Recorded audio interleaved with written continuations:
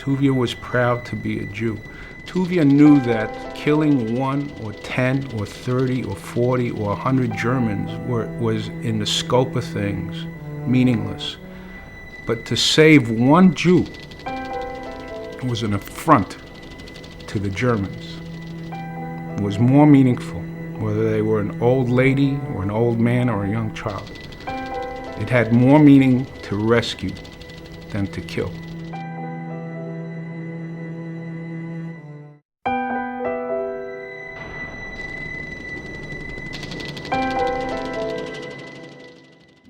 Tuvia was a hero to everybody. Unbelievable soul, good soul, and unbelievable human being. Hitler be knowing. He wanted to pay 100,000 mark for my head. Today, we will start rebuilding the lives you have all lost. This is the one place in all of Belarus where a Jew can be free.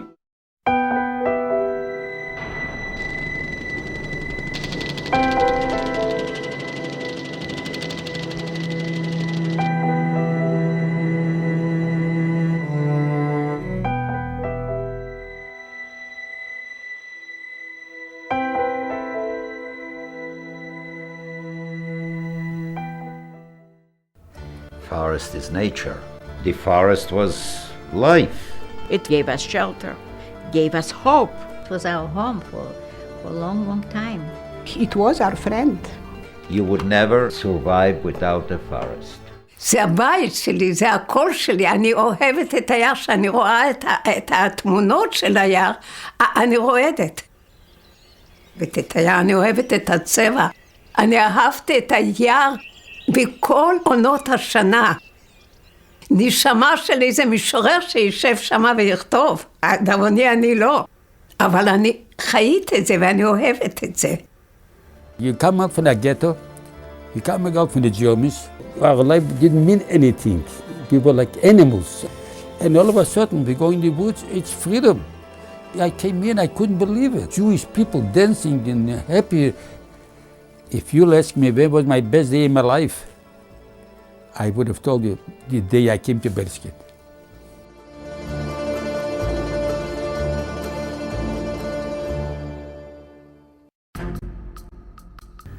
The war started the 22nd of June, 1941. And that's actually, for my family, for our family, that's when the Holocaust started. The Bielskis owned a successful flour mill in the Belarusian village of Stankovic. Stankovic had about 12 or 13 families. We were the only Jews. The Bielskis had 11 children, 2 girls and 9 boys. My father used to tell me that at times when there were too many people there, he would go and sleep in the barn or out in the open just to get a little peace. Following the Nazi occupation, 2 of the Bielski brothers decided to seek refuge in the woods surrounding their home.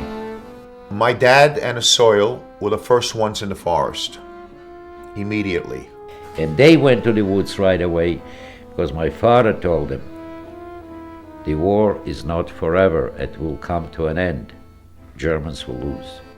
They lived in a village nearby a forest. Forest was in the backyard. All they had to do was walk through the back door and be in the forest and be free and be wild.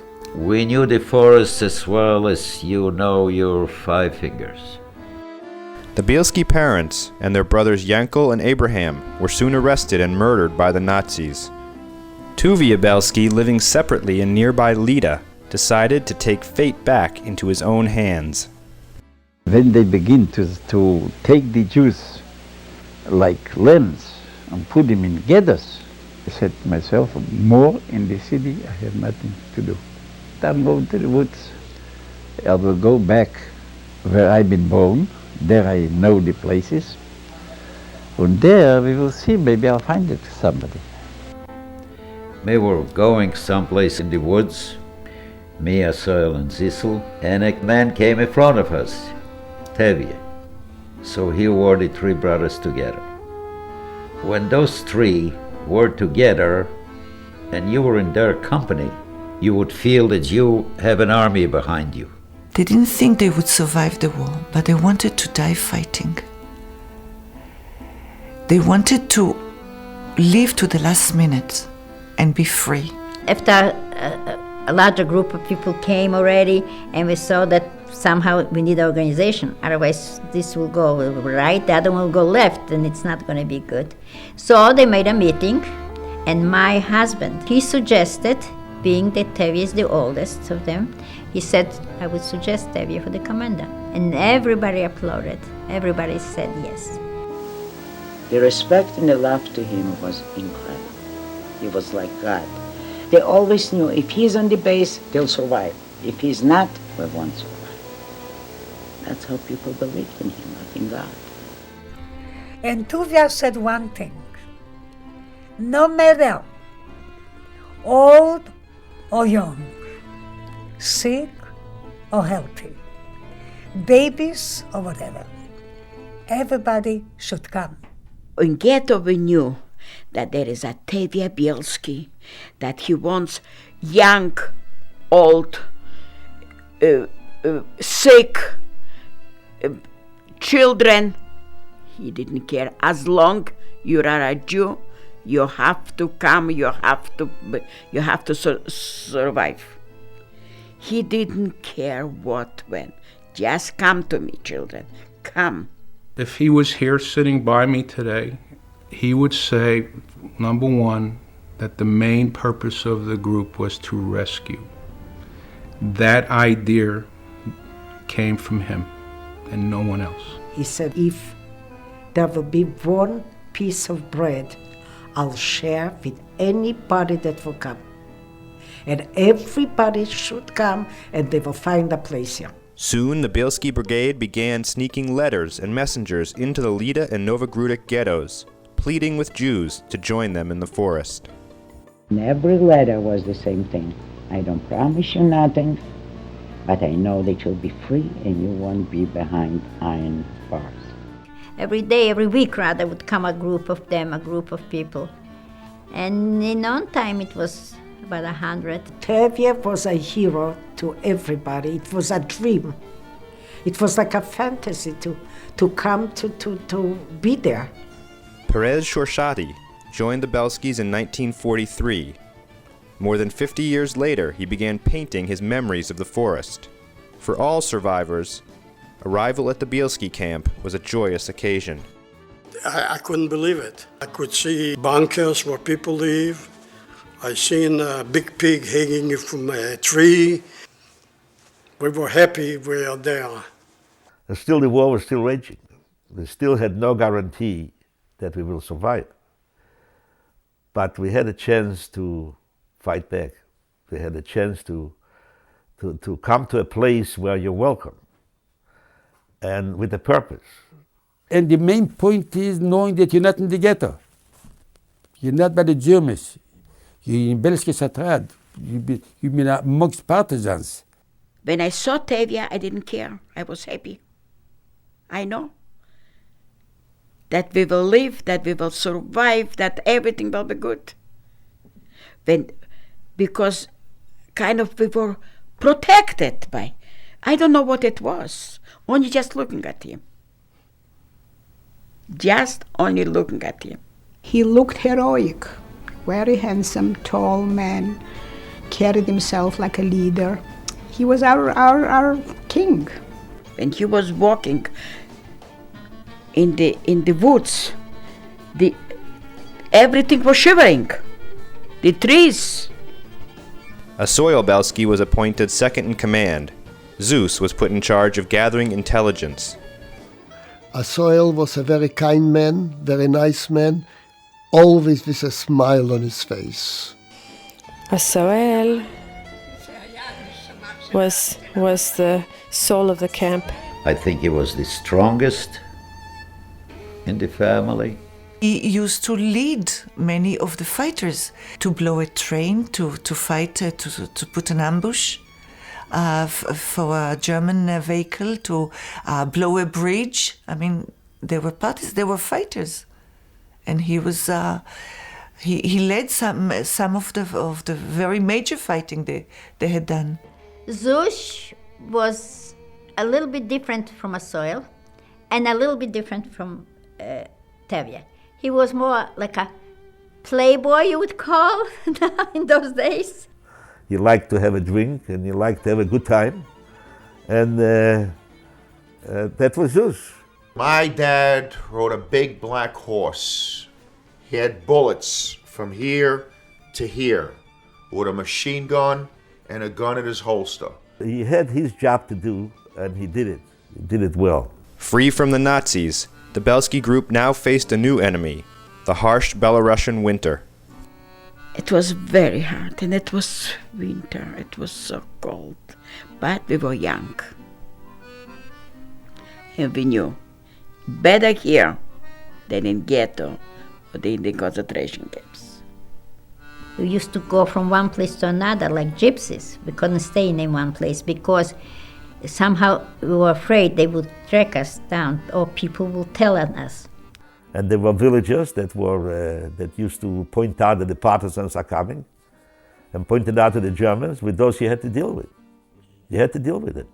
For a Gentile in those days to turn in a Jew or to hurt a Jew, it was a good deed. They were getting paid for it. They were getting paid for it. One such Gentile was a former Bielski neighbor by the name of Vatia Kushel. My brother sent about 10 or 15 men.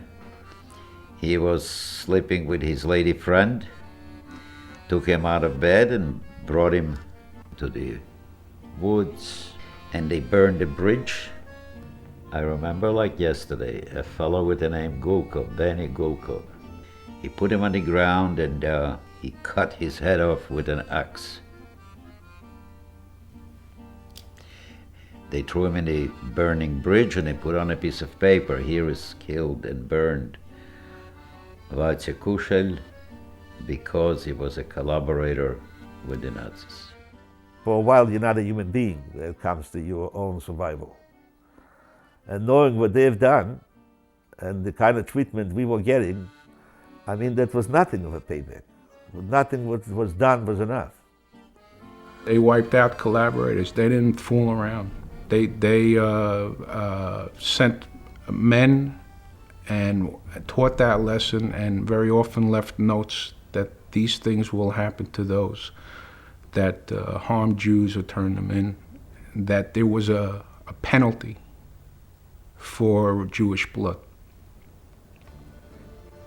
The fearsome reputation of the Bielski Brigade was known both locally and as far away as Berlin. There was a price on Bielski's head. They knew of him in Germany. They wanted him badly. In July of 1943, the Nazis began Operation Herman, a massive effort to liquidate the Partisans. The Bielski group, now numbering more than 700, was forced to flee deeper into the woods and trek through a treacherous swamp. Imagine at night being tired with the swamp up to your chest, children on your shoulders, and tying yourself to a tree so that you can get some sleep and not drown. And meanwhile, not far away, there was a German position, and they just never stopped shooting. They didn't even see, they just shot.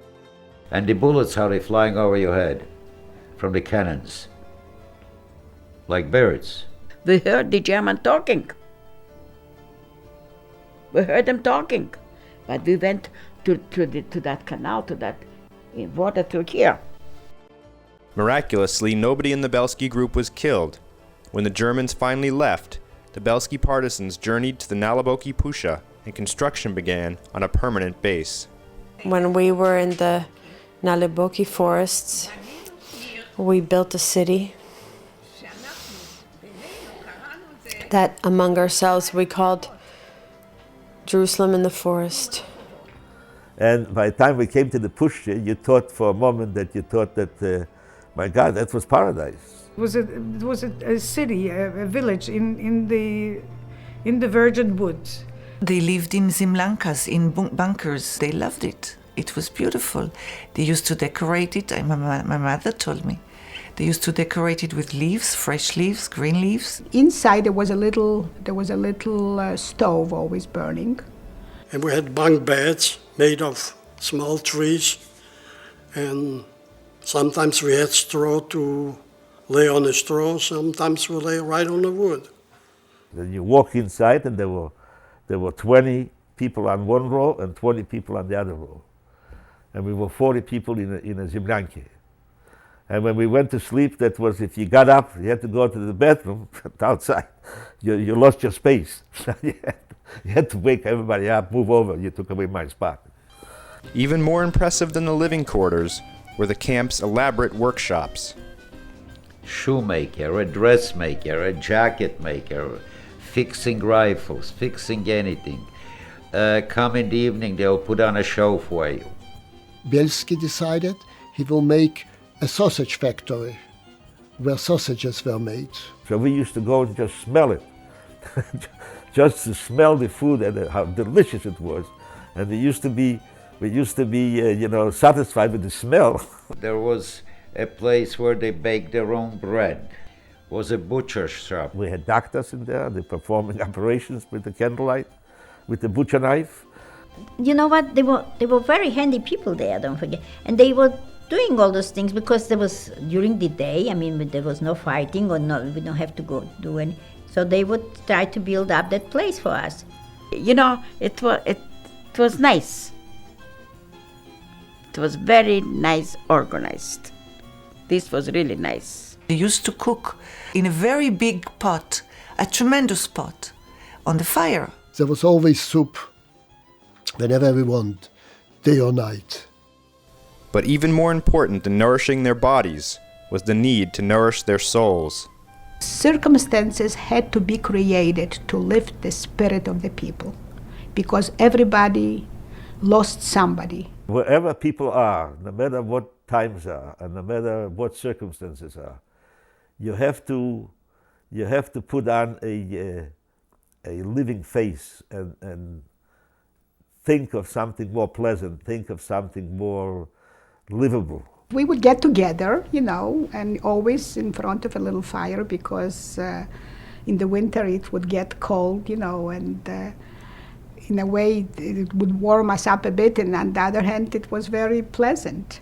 Sing songs in front of a fire. We used to sing Jewish songs. Den Feuer singen mir Lieder, die Nacht ist teuer und wir wären nicht müde. Und wenn der Feuer wird verloschen werden, leicht auf der Himmel die Levone und Stern. That means, shall I translate? We are singing in front of a fire and we are singing songs. And we don't get tired because we could go on, because as the fire gets bigger, the spirit gets higher, and we are very happy to be together. But their time together would soon come to an end. In July of 1944, the Germans were defeated, and Bielski's group was liberated from the forest. And sure enough, we were saved, rescued by the Russian army. Unexpected. All of a sudden, there was a caravan of Russian artillery and horse and wagon passing our quarters and saying in Russian, "Ребята, вы свободны, идите домой." People, you are free. The war is over. Go home. 1,200 people walked out of there alive, which is a tremendous, tremendous deed. It's the largest rescue of Jews by Jews.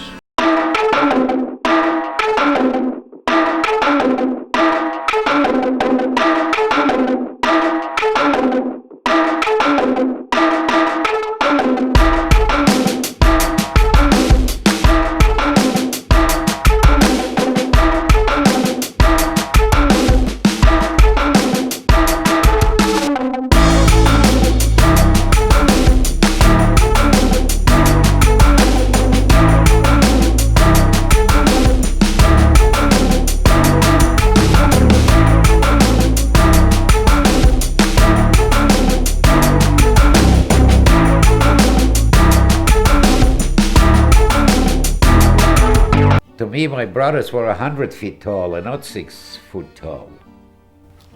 You great men. Great human beings. Where would we have gone if not for the Bielskis? There was no other way we could have survived if not for the Bielskis. Shortly after leaving the woods, Asoil Bielski was drafted into the Red Army. In February of 1945, he was killed in battle. That's it. I don't think there's a grave. I don't think there's probably a mass grave someplace of soldiers, Russian soldiers. This is all we know. We have a medal that we got from Russia, from the Russian government at one time. That's about it. And I have me and my children, who some people say look like my father, look like a Bielski, which is very happy to me.